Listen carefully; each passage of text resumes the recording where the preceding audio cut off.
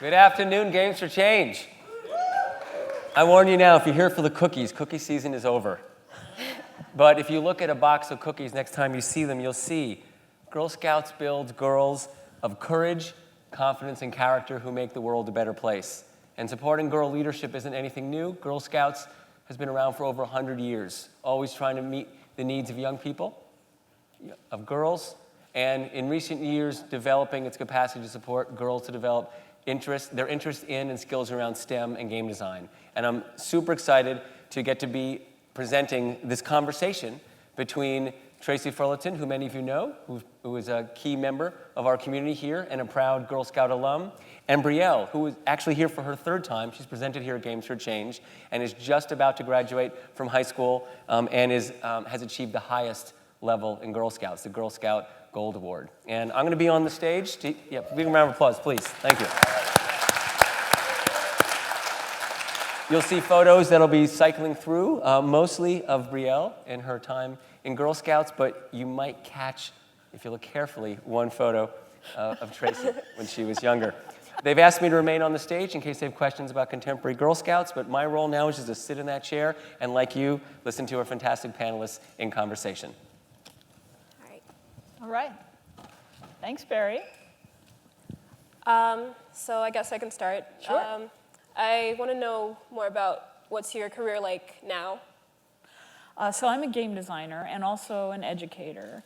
So I split my time really between creative, technical work, envisioning new games and making new games, and then also teaching other people to make games. So it's a real spectrum of things that I do.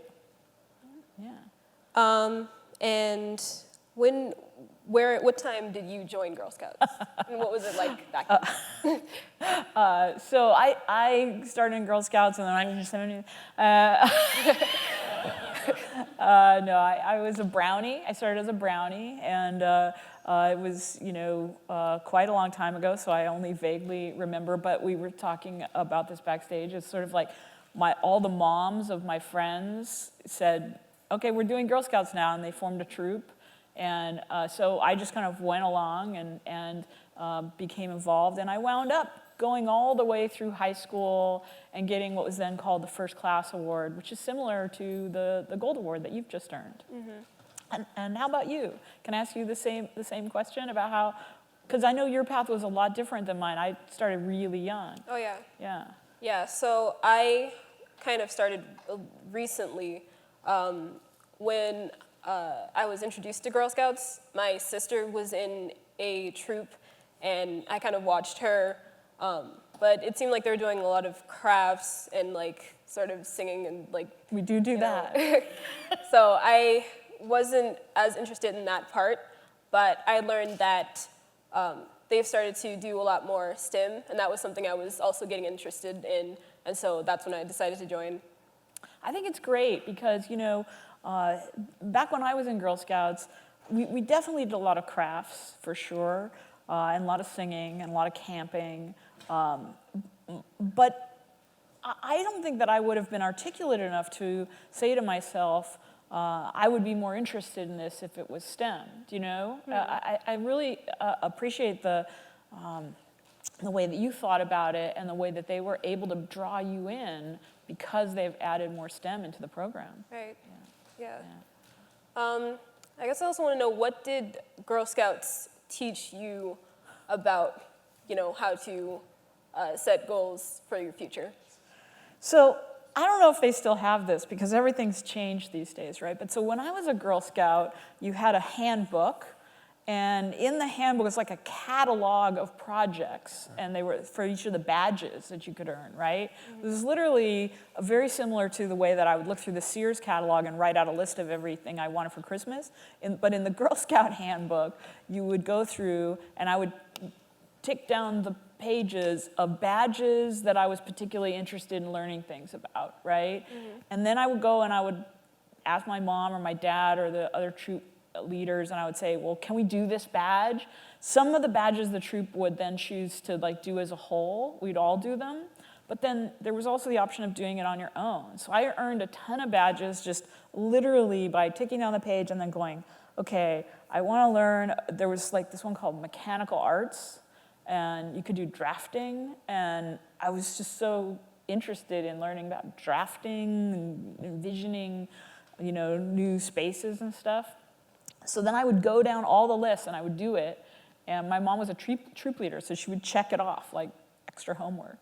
And then eventually you earn the badge, And so I feel like those skills of setting goals, like looking through and seeing what interests you and setting goals, I think that I use those kind of, and then chunking it down into smaller bits, and say, okay, I've learned this, I've learned that, I've learned this and that. Chunking it down and then just really persisting and accomplishing it. I think that's like a big thing. Do they still have this kind of thing I'm describing where you go through and you choose things to do? Well, yeah, like I think they have it online now, but it is kind of online. It's probably on an app, right? Yeah. Okay, I'm so old. I have a book. But so what were some of the things that attracted you?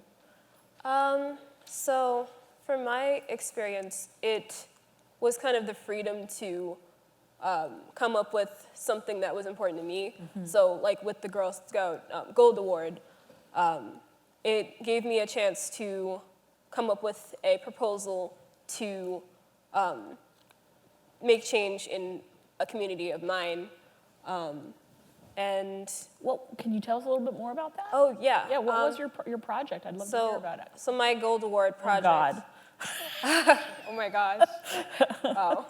Stage left. Yeah, that's me over on the very far right. Sorry, I interrupted you about your project. Yeah, so that's me with the other Gold awardees. You look much better than I do with my little orange tie. I actually like your uniform better. It's so old. So my Gold Award, it addressed cyberbullying in online communities.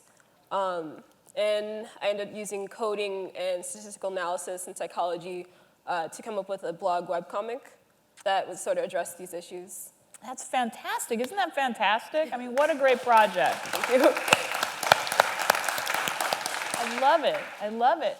And so were you doing, I have to ask about, so you said you use coding and obviously it's a creative, were you doing other work in Girl Scouts that was sort of bringing you through the game design process and sort of helping you to learn that?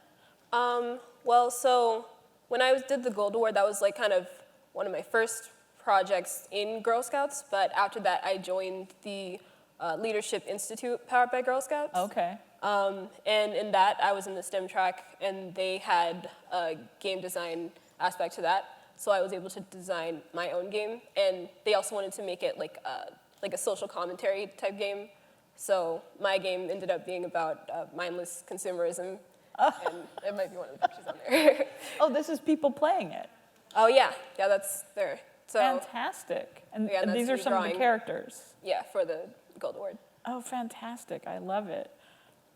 I love it. So that's really interesting that the Gold Award was one of the first things you did. Mm-hmm. That's pretty unique. You also came into the program in a pretty unique way. We were talking backstage, and I was surprised that you actually aren't in a troop. Right. Yeah, I'm a Juliet, which is a independent Girl Scout. So I can do things with Girl Scouts, but I'm with my own, Which is, I don't know if that's a new thing, but it is a really interesting, in a way it's like homeschooling, right? You're doing it yourself. You're taking you're setting your own goals and you're taking what you need from the program, right? Right. I think that's really wonderful. See, I had the, I don't know what you call it, I had this sort of very constrained experience where it's a bunch of girls and, making crafts like we were talking about and singing songs. And I didn't always like it because I was super introverted. But I think I would have responded really well to a program like that. So it sounds like the Girl Scouts have evolved to try and be open to different interests like STEM to different, like if you're, say, living outside, if you're living in a place where you couldn't have a troop, or if for whatever reason you have your own goals, you don't need a troop. It sounds like they've really evolved that. Yeah. Yeah. So what, I want to ask you back to your question you asked me, like, when you're looking forward to your career, maybe as in games or maybe in sort of ancillary sort of fields, what do you think the skills that you learn, what will you take with you into your career that Girl Scouts allowed you to learn? Well, I think a lot of presentation skills, I got a lot of that out of Girl Scouts. And I think just giving you sort of a direction, you might have the ideas, but they give you the formula to, put that into action. Yeah. I mean, how many times you've been at Game for Change as a presenter? I've been twice. That's great, right? I mean, fantastic, right? To be so young and to be able to be part of this community. It's fantastic. Yeah. We were a little scared, both of us, when we realized we were going to be on this stage. We thought we were going to be downstairs, but I think it's fantastic to be here and to give you this opportunity to have this voice. Yeah. So I'm going to ask a question we didn't talk about before, if you don't mind. I'll try to answer. If you were going to change Girl Scouts for the future, if you had ideas for how to make it better for girls like you, do you have thoughts on how to add to the program or make new opportunities?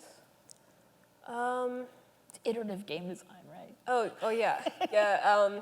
I think continue to keep doing what they're doing and like opening up into different opportunities like STEM, and like be more encouraging of getting more opportunities out of that, like introducing the girls to people, and listening to what they want to do and like encouraging them to do that. Yeah. So maybe this is something that you found too, but I found when I was growing up, at least in a troop, the interests of the troop leaders had a really strong effect on what we did. And you didn't have a troop, but your sister was in a troop. So maybe you found something similar? Yeah, that was my introduction to it, so I wasn't sure how Girl Scouts normally worked, but it did seem they were kind of stagnant in just what they were doing, and I feel like they could have done a lot more, but I feel like as a Juliet, you can do that on your own, but I also think that it's possible that there are troops that are out there encouraging girls to do more. Well, that's one of the things that maybe we could enlist the help of this audience in, is right, because troop leaders generally, they determine what activities the troop is going to do, and generally they're going to go for things that they have expertise in, right? So, I was saying that when I was growing up, my best friend's mother was really interested in environmental awareness and conservation, and so our troop, like 50% of the things we did was going out and cleaning up. Like if we went camping, about half of the activities involved picking up trash, and everything we did that I remember was about picking up trash. It was cookies and trash. Because that was a real passion for the people who were running our troop, to make sure that we were environmentally conscious and that we were leaving a small footprint as possible, right? But if you kind of apply that to this idea of game design, you could say, here's all the folks in this audience who might offer their expertise to their local troops and help to provide activities in game design and STEM and sort of all the areas of technology and learning that we, I think a lot of girls would like, but maybe are not necessarily offered in all the troops. Yeah, exactly. Yeah, and Barry, you could maybe tell us a little about how how people could get involved that way. Sure. So if you're not aware, Girl Scouts is a movement, but it isn't one organization. It's actually 111 different councils, separate 501c3s all around the country. So wherever you live, you have a council. I work at none of them. I work at the national headquarters here in New York. But wherever you are, you can contact your council and tell them if you have skills and expertise that you want to lend to a Girl Scout troop, whether you're male or female identified, and say you have some resources that you want to share back. And they can try and connect you with a troop leader who is working with girls who have particular interests, but have a troop leader who doesn't actually feel confident leading around that area. And they might be able to connect you and hook you up. And whether it's Girl Scouts or another girl or youth development organization, there's probably multiple ones wherever you live. Yeah. What are some of the other, let's dig into some of the others so that maybe we give some folks some ideas about skills that they might have. What are some of the other skills that maybe aren't the first thing you think of when you think of STEM or game design project? What are some of the other skills that folks out here might have that you think could be a good part of a Scout's experience? I mean, I think really anything that you're interested in and feel like you can teach others. You know, I really like art and STEM, and I think that I've been able to mentor other people in that, and I think just anything that you're interested in. Yeah, that's right. So you're doing mentoring yourself now. Mm-hmm. That's fantastic. I mean, it's so nice to be able to give back, and you actually, I think, just from being a teacher, I learn more from being a teacher than I do necessarily from being the pupil, right? You have to prepare, and you really have to learn the subject. Right. So it's a interesting opportunity for mentors, mm-hmm. right? From my experience, and just trying to remember some of the projects that we did that really impacted me, my experience was, for example, another friend's father was in the media industry, and he had an really early video camera. This is before VHS. I don't know what it was, honestly, but it was big. And so we had to make a script, and we shot it, and then he had this huge, old, like clunky, like early editing system, because he was a professional, but he worked at home. And so, you know, what's interesting to me is having that experience of using that technology was really eye-opening. And a lot of times that I found later in life, in maybe more co-ed scenarios, the girls would always hang back and not want to touch the technology. But when we did this project, we all were, you know, equal. We all got to get in there and actually make an edit and use the camera. And there was something really that clicked in my mind about having permission to use technology and to be creative with it. Mm-hmm.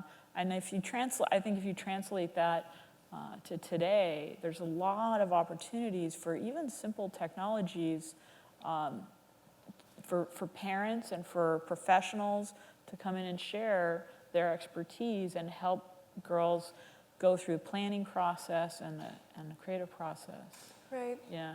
Do you remember any particular projects where people shared their expertise with you? This is not related to Girl Scouts, but in a science internship program at the American Museum of Natural History. It was called Science Research Mentorship Program. I just learned a lot about like geospatial and data analysis and just conservation biology, and having that introduction to that at that age will stick with me, I think, and it's helped me get pretty far. Yeah. It's interesting how just having that opportunity to feel like you're empowered to use a technology or be part of a technology or to work with data and ideas can be so meaningful. A lot of times I think as professionals, we forget how mysterious that is to younger folks, right? They're like, they aspire to maybe get access to these spaces or these technologies, and maybe they do have access to some, but not under the hood, not under the surface. Right. Yeah, and it sounds like you got under the surface with that data. Yeah, I think just having that introduction, just like someone telling you that you can do it, it really makes a huge difference. Makes a huge difference. Absolutely. I mean, that's one of the core things with Girl Scouts, right? That they tell you over and over again that you can do it. Right. I mean, I think that's one of the core principles that we give girls. What were you saying? The actual, it's courage, Confidence, confidence, encouragement, and support. Yes, exactly. And just giving girls those sort of strong sort of feeling of support is critical. Right. I mean, I grew up in a city. You grew up in a city? Yep. Yeah. And I know your interest is more STEM-based, but for me, like even going out into nature and feeling the confidence that if I was left there, I could actually take care of myself, was a pretty strong message for me. Yeah. Yeah. Definitely. Yeah. Should we, Barry, do you think do some questions? we should open it up just a little? Sure. Did you ask folks if... I didn't do the roll call. I forgot to. Should we do the roll call? Yeah, let's do that. How many former Girl Scouts or parents of Girl Scouts? Fantastic. Look, I mean... Any troop leaders? I would say... Join me. Troop Be a leaders? troop leader. Yeah, I would say Need maybe a us. third of our audience. Do people have questions that they'd like to ask any of us? Well, we give you a moment to come up to ask a question. There's a mic over there. And is that the mic? I think it's the one mic There over were there. supposed to be There's a mics. mic over there as well. I was wondering if you could say a little bit more about the game. We skipped past it a little bit fast. You said you made a game about mindless consumerism. Is that right? Oh, Wonder yeah. if you can share more about what that is and how what that Yeah. game looks like. Our assignment was to make a game with this program called Ready Maker, and we did this with a partnership with Cornell Tech, and so it was to learn about game design, but also to have a message behind it. So it could be anything. I know some of my classmates in that they did like on police brutality and discrimination in the workplace. And I think I was inspired to do mindless consumerism and its effect on children, because I know that as a kid, I was sort of bombarded with messages of ads telling me sort of what I needed, and that made it hard for me at that time to differentiate between what I wanted and what the ads were telling me. So I made the game as sort of like a suggestion or a reminder to people to just think about if you're buying this for yourself or if you're buying it because an ad told you to. Nice. It's funny because my game is kind of a pushing back against that sort of mindlessness as well. Which game? Walden. Oh yeah, I played Walden. Yeah? Yeah, it was. Yeah, it's like the visuals are very beautiful. I wanted to know how did you what was your inspiration for the art aspect of it? The art is, the inspiration is actually the Hudson River School of Painters. And they're sort of, it's a kind of what they call romantic realism. So it's generally themes of a kind of power of nature and this sort of beautiful awe of nature. So that was what we were going for. All the graphics are custom made, but I went to the pond and took a lot of photographs of the trees, and we hand painted all the trees on top of the photographs that we use for textures to make it have a kind of a softer, blurrier, almost not quite painterly, but almost painterly style. Yeah. I see we do have a number of people Oh, at yeah, mics. Maybe we okay. can start with stage right first. Please introduce yourself first. Hi, my name's Megan. I'm from Perth in Australia, and I'm a games researcher and teacher.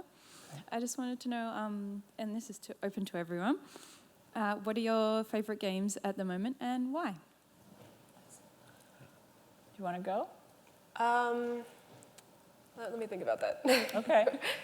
For right now, I am playing the most recent Life is Strange with the story of the two brothers. I love the whole series of games, and this one, they just released a new episode of it. I'm not going to spoil it for anyone, but this is a story of two brothers, and it's a very moving story, and so I'm playing that right now. Yeah. Okay. Well, I've been playing a lot of Sims. That's probably my favorite game of all time. I like just the freedom of expression and character design, and just like you can do anything you want in the game. That really appeals to me. Nice. I like them too. And I'm playing with my daughter Florence. That's the app. Right? Oh yeah. Florence, and with my son Gunjan. It's quite fun. Thank you. Hi, I just wanted to ask Brielle, when are we going to get the chance to play your game? Oh, I'll send it to you. I'll I give you think my Games for card. Change should distribute it. Yeah. Yeah. You know who to talk to. What's your name? I'm Greg Topo. Thank you. Thanks for the session. Were there other questions? Steve, are you going where I think? Yeah. We'll wait for you. What's your name, Steve? My name is Steve. Brielle, first of all, great job, and thank you for being here. Tracy, wonderful job as well, and Barry. My daughter's just starting to work on her Gold Award. Oh, wonderful. Thank you. And one of the things that a couple things actually. One is I'd love for you to talk a little bit about the process of that. And secondly, I know there's a piece of it where it's supposed to be sustainable. Like, in other words, the impact that you make with your Gold Award should carry on far beyond you. Yeah. So yeah, it was a while ago, and it was a heavy challenge. But I made it sustainable with I did a study to see the impact of who it affected, and if they would go on to share that same positivity with others. What's your Gold Award about? So, well, her Gold Award. So she got very interested in moving towards zero waste. So she's really looking at creating, an opportunity for others to be engaged and to carry that message and to do what they can in their daily lives. So she has a number of things she's putting in place to hope to, like a website, in addition to an online community and things, hoping that will keep this moving forward. Thank you, Steve. That's so cool. Brielle, can you share what the requirements were for doing the Gold Award? Was the minimum number of hours you had to do? Oh yeah, the minimum number of hours of working on the project was 80 hours. And I think you might recognize the next people who have some questions over here. Will you please introduce yourselves? Hello, my name is Neo. I'm Chinyari. How do you know Brielle? She's my sister. I was wondering, when you first joined Girl Scouts, what were your expectations? Did you expect to ever speak at something like this, or what were you expecting when you first? Well, my expectations in the beginning was sort of what I saw previously with my sister in the troop. I joined just because I think I thought it would give me a little bit more exposure towards what I was interested in, and no, I did not expect to be speaking about it several times. Thank you. So maybe we can close. Oh, sorry. One more one more. question, I think. Okay. Then we'll just be ready to close, right? Yeah. Sorry if I'm interrupting the ending. Please, introduce yourself. Yeah, my name's Elizabeth McGuire. I'm from California, and I'm a former Girl Scout. And I guess I have a question for all three of you at once, which is, I was really surprised to see the title of this panel, and now that I'm in here, to hear you three might be the last people that I would expect to come together and be. So what I want to know is the journey that each of you took. Because what I remember when you talked about nature, you know, what I remember is going to a really crappy, like, cabin that was like, it was supposedly in nature, but, you know, it wasn't beautiful at all, and I think we might have picked up some trash there, and, you know, it was the opposite of how you're not supposed to, but how I love to experience nature. And I remember selling the cookies, which, of course, like, I love those cookies, and no one in the world wants Girl Scout cookies to go away, right? They're awesome. But you're doing consumerism and anti-consumerism, and yet these Girl Scouts, sometimes I feel bad for the ones who go door to door with their mom, but the ones who have to stand outside a Safeway, like, I feel bad for them, right? Because I feel like they're under pressure. And then, this is silly, but you're a dude, you know? Which, like, I'm down with the whole, like, oh, or, like, guy can come in and do the Girl Scouts or whatever, like, but still, you've got a journey too, right? So what I'm curious about, like, it feels like 3 people are on the stage who have very different Girl Scout journeys. Yeah. And I'm just wondering if you could, like, just for a second, fill in at least a couple little details about the steps between your, and, well, for you, it was your sister's initial experience, right? And I understand there's the Juliets now. But still, just a couple words about, like, give me a couple steps that happened between when you were starting in Girl Scouts, or I don't know where you started, but I'm pretty sure not Girl Scouts, and where you are on the stage. Okay. Sorry for the long question. Thank you. Yeah. Do you want me to start? Sure. Okay. I really appreciate your question because, like I said, I just kind of was pulled in because my mom said, we're doing this now. But there became a point where it was my thing. And I think that's important distinction. It actually revolved around the cookies. I became such a committed Girl Scout cookie salesperson, and I devised this whole way of selling cookies where I would go have my mom drive me to neighborhoods, and I would knock on doors I'd never knocked on. And I was actually a very introverted kid, so this was a big thing for me. And I sold more cookies than anyone else in, like, LA County that year. And I was like, I got a special patch, and I got to go to a special camp, and it was like a galvanizing moment for me that if I set a goal for myself, that I could do it even if it scared me. It really petrified me to go knock on doors. And so it became, for me, very much about setting goals, like I talked about with the badges, and accomplishing them for my own reasons, for my own self-gratification, for what I wanted to do. And so it became very empowering. It was a very empowering experience. And that's why I stayed until the end of, like, all my friends sort of faded away as we went through high school, and it wasn't cool, not in any way. So it really was because I decided it was good for me to set these goals, challenge myself, and accomplish them.